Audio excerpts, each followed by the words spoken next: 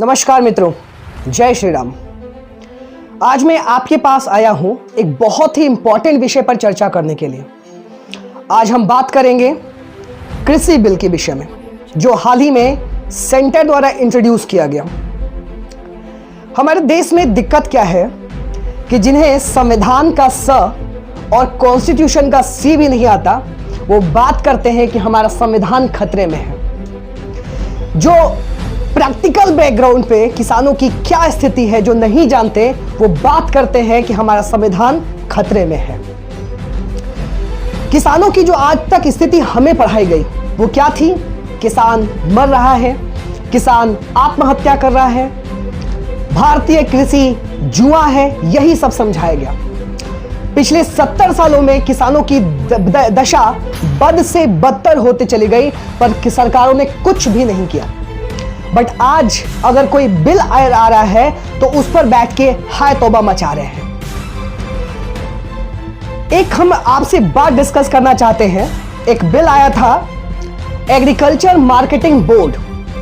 First of all market का regulated market आया था, जो एग्रीकल्चर का रेगुलेटेड मार्केट था। सबसे पहले 1886 में अंग्रेजों द्वारा लाया गया। अंग्रेजों के द्वारा ही cotton and grain marketing act 1887 में लाया गया था। इसका एक ही उद्देश्य था कि किसान जो उत्पादित करते हैं वो डायरेक्टली अंग्रेजों को बेचें, ताकि अंग्रेजों को सस्ते दर पर चीजें उपलब्ध हो जाए। मतलब कुछ भी करके किसानों को जंजीरों में बांधना, यही अंग्रेजों का पूरी की पूरी पॉलिसी थी। समय बदला, 15 अगस्त 1947 को हम आजाद हुए, लेकिन अभी भी वो जो प्रथा थी वो दूर नहीं हुई। केवल उसका एक नया नाम पड़ गया, वो थी मंडी समिति। मेरे जो ग्रैंडफादर हैं वो भी आपके एग्रीकल्चर से बिलोंग करते थे, वो भी फार्मर हैं। हमने चीजों को पास से देखा है। मंडियों में दलाल होते हैं जो अपना एक ग्रुप बना लेते हैं और जानबूझकर किसानों के उत्पाद को कम दाम में खरीदने का प्रयास करते हैं। आज एक व्यापारी का बेटा उस व्यापार को कंटिन्यू करना चाहता है, पर आज एक किसान का बेटा किसान नहीं बनना चाहता। ऐसा क्यों है? क्योंकि हमने एग्रीकल्चर को दबा के रखा है। हमने किसान को बढ़ने नहीं दिया। अगर हम किसान हैं, हम किसी चीज का उत्पादन कर रहे हैं, तो क्यों कोई दूसरा तय करेगा कि हम उसे कहां बेचें? आज पहला बिल आया था, जो पहला बिल सेंटर द्वारा इंट्रोड्यूस किया गया, वो पहला बिल किसान को एम्पावर करता है कि वो किसान अपने उत्पाद को दूसरे स्टेट में जाकर बेच सकता है। मतलब अगर यूपी का किसान है तो वो पंजाब की मंडियों में या फिर किसी भी इंडिविजुअल व्यक्ति को बेच सकता है। क्या आपत्ति है इसमें? अगर हम उत्पादन करते हैं, हम अपना पूरा जी जान लगा देते हैं अनाज को बनाने में, तो तुम कौन होते हो ये रेगुलेशन बनाने वाले कि हम उत्पाद को कहां बेचेंगे? हम जहां मन होगा वहां बेचेंगे। अगर पहला बिल आता है, ये लागू होता है, तो किसानों को कॉन्ट्रैक्ट अकाउंट, कॉन्ट्रैक्ट एग्रीकल्चर में हेल्प मिलेगी। किसानों का जो आज लॉस होता है ना, किसान उधार लेता है, लॉस होता है, उसके कर्जे की पूर्ति करने वाला कोई नहीं होता। अगर इंडिविजुअल प्लेयर आए तो उनमें एक कॉन्ट्रैक्ट होगा कि अगर लॉस हुआ तो किसान और वो जो विक्रेता है वो पहले वो दोनों बियर करेंगे। मतलब कॉन्ट्रैक्ट एग्रीकल्चर के अंतर्गत क्रेता पहले ही किसान को पैसे दे देगा कि आप मेरे लिए उगाओ। क्या दिक्कत है इसमें? लेकिन केवल हाय तौबा मचाया जा रहा है। इनकी तरफ से ये कुछ दलाल टाइप के हैं। इनकी तरफ से दलील क्या आती है कि मंडियां खत्म हो जाएंगी, एमएसपी नहीं मिलेगा। मैं कहता हूं गवर्नमेंट ने गारंटी दी है कि कभी भी एमएसपी, हिंदी में बोले तो न्यूनतम समर्थन मूल्य को खत्म नहीं किया जाएगा। फिर क्या दिक्कत है? मैं आपसे पूछता हूं कि सीएए का विरोध करने के बाद कितने लोग थे जिनकी आज नागरिकता चली गई? नहीं गई ना।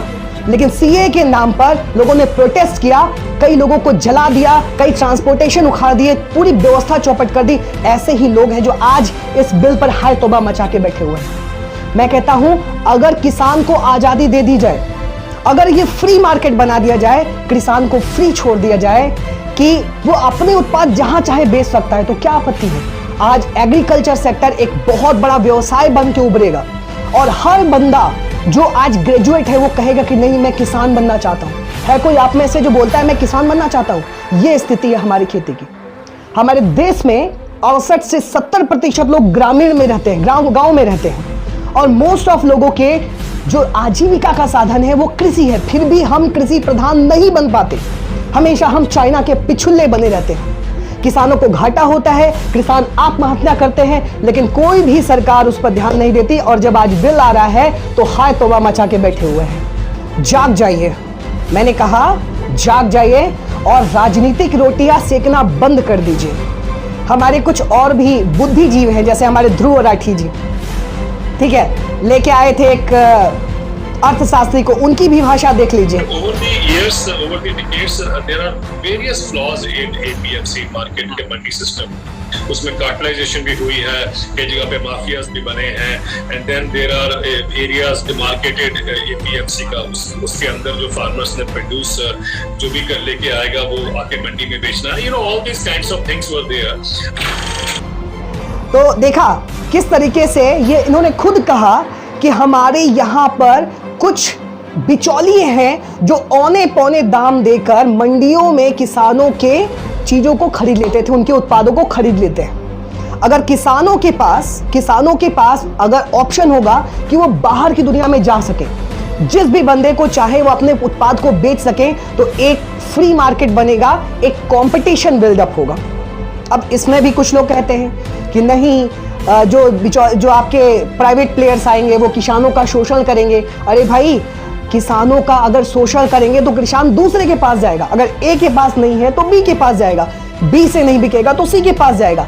अभी भी हमारे देश में कंपटीशन एक्ट 2002 है जो किसी न किसी तरह से एक जो अनहेल्दी कंपटीशन दूर करता है, उसे डिस्करेज करता है। लेकिन बिचौलियों को लगाम लगाने के लिए हमारे देश में अभी तक कोई बहुत ही अच्छा कानून नहीं बन पाया है। तो किसानों का जो सच्चा हित चाहते हैं तो वो बिल को लागू ही होना चाहिए। अच्छा, इस बिल में इसेंशियल कमोडिटी अमेंडमेंट एक्ट 2020 भी शामिल किया गया है। कहा गया है कि आप कुछ हद तक होर्डिंग भी कर सकते हैं अगर प्राइसेस तेजी से न बढ़े। आप कह सकते हो कि अगर किसान कुछ होल्ड करके चीजों को बेच सकता है तो अच्छी बात है। किसानों के लिए ही ट्रेन चलाई गई है जो महाराष्ट्र से दानापुर तक, बिहार तक है। आपके क्या कहते हैं, साउथ से लेकर महाराष्ट्र की ट्रेन चालू की गई है, जिसमें किसान अपना रॉ मटेरियल जो पेरिशेबल गुड्स है उसको भी आसानी से बेच सकता है। तो किसानों के लिए हर काम अच्छे किए जा रहे हैं। लेकिन ये दलील देना कि मंडियां खत्म हो जाएंगी, उसके लिए हो हल्ला मचाना, हाय तौबा मचाना, ये अच्छी बात नहीं है। बिल को आने दीजिए। अगर मंडियां खत्म होती हैं तो विरोध किया जाएगा, अगर न्यूनतम समर्थन मूल्य खत्म होता है तब विरोध किया जाएगा। लेकिन कुछ होने से पहले विरोध करना, ये तो सीए की तरह हो गया कि सब कुछ तोड़ डालेंगे, बिल को नहीं आने देंगे। किसानों को स्वच्छंदता चाहिए ताकि फ्री मार्केट बने, एक व्यापार बन जाए, ये एग्रीकल्चर एक व्यापार बन जाए, ताकि आज का युवा जो ग्रेजुएट होता है वो भी किसानी करना चाहे, वो भी खेती करना चाहे। आज खेती करना एक अनपढ़ की निशानी मानी जाती है। क्यों? क्योंकि खेती में कोई लाभ नहीं है। तो अगर कॉन्ट्रैक्ट एग्रीकल्चर आता है, किसानों को फसल उपजने से पहले ही पैसे मिलते हैं, तो किसान हमारे मोटिवेट होंगे और बड़े से बड़े लोग एग्रीकल्चर में आना चाहेंगे। उसके बाद अगर आप मंडी से बाहर बेचते हैं तो आपको टैक्स भी कम लगेगा। मैं उन लोगों से कहता हूं जो राजनीतिक रोटियां सेक रहे हैं, क्या आपके राज्य में किसान सुखी है? नहीं है। जाके देखिए, किसान आत्महत्या कर रहे हैं। एमएसपी मंडियों की इतनी चिंता है तो खुद से लगा दो ना, राज्य तो खुद से लगा सकते हैं। कोई ऐसा अरेंजमेंट कर दो कि आपके कुछ किसान मंडियों में ही जाके बेचें। किसानों को फ्री मार्केट होना चाहिए। ये रेगुलेटेड काम जो बहुत पहले अंग्रेजों के जमाने से चला आ रहा था, आज भी वो बेड़ियां किसानों के पैरों में है, जो कि मिटनी चाहिए। और ये जो फालतू का जो बहस हो रही है कि एमएसपी खत्म हो जाएगा, मंडियां खत्म हो जाएंगी, आप ज्योतिषी नहीं हो जो बिना मतलब का कुछ भी आप प्रेडिक्शन करोगे, जैसे सीईए में किया था। मेरे को एक व्यक्ति लेके आओ जिसकी नागरिकता गई है, किसी की भी नागरिकता नहीं गई है भाइयों बहनों। तो ठीक है, इन्हीं शब्दों के साथ मैं कहना चाहूंगा कि झूठी राजनीति के खिलाफ, झूठी राजनीति के चक्कर में ना पड़े, उनके खिलाफ आवाज उठाएं। और जो हमारी भाई बहन बहुत ज्यादा इस समय मिसगाइड हो चुके हैं, जो ध्रुव राठी जैसे व्यक्तियों के चक्कर में फंस चुके हैं, मैं उनसे हाथ जोड़ के निवेदन करता हूं, चीजों को पढ़ें, उसके प्रोज और कॉन्स को जानें। हाँ, अगर मैं इसके थोड़े से डीमेरिट्स की बात करूं तो सरकार को किसान को बचाने के लिए आगे कुछ रेगुलेशन को टफ करना पड़ेगा, ताकि जो प्राइवेट प्लेयर हैं वो अपना फायदा उठाने के लिए किसान को टॉर्चर ना कर सके, और नहीं कर पाएंगे अगर सरकार ऐसा कुछ टफ नियम लेके आती है। पर वर्तमान समय में हमारा व्यवस्था चौपट है, इसमें बदलाव होना चाहिए। मंडी व्यवस्था या तो खत्म होनी चाहिए या तो उस पर कुछ रेगुलेशन की जरूरत है, और फ्री मार्केट तो बहुत बड़ा बून होगा और किसानों के लिए बहुत ही लाभदायक होगा। इन्हीं चंद शब्दों के साथ मैं आपसे विदा लेना चाहूंगा। मैं उनसे भी माफी मांगना चाहूंगा जिनको हमारी बातें खराब लग रही हैं, लेकिन आप थोड़ा सा एनालिसिस करें। इन्हीं बातों के साथ जय श्री राम, जय श्री राधे।